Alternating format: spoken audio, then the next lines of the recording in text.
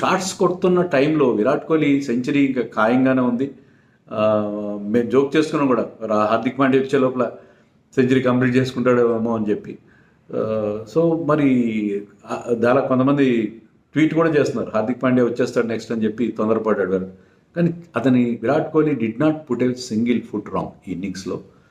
పర్ఫెక్ట్గా 5 ఫోర్లు కొట్టాడు. 84 ఓవర్స్లో 5 ఫోర్లు కొట్టాడు. మిగతా 64 సింగిల్స్ అండ్ టూస్, అకేషనల్ 3 ఏదైనా ఉందేమో. సో అలాంటి అంత ఫిట్నెస్ కూడా కావాలి. అన్ని రన్స్ తీయాలి, అలాంటి అంత పెద్ద గ్రౌండ్ ఉన్నది దాంట్లో రన్స్ తీయాలంటే ఫీల్డింగ్ కూడా అద్భుతంగా చేసాడు వాళ్ళు. అలాంటి విరాట్ కోహ్లీ ఫిట్నెస్కి it is a greatest example. So అలాంటి సింగిల్స్ తీస్తూ 64 సింగిల్స్, 64 సార్లు పరిగెత్తు రన్ చేయకుండా 5 బౌండరీలు మాత్రం కొట్టి చేసి ప్లాన్ చేయడం. ఓకే, ఈ did not put a single foot wrong except the final shot. Out అయిన షాట్కి అన్క్యారెక్టరిస్టిక్గా అవుట్ అయ్యాడు. ఒక హాయిక్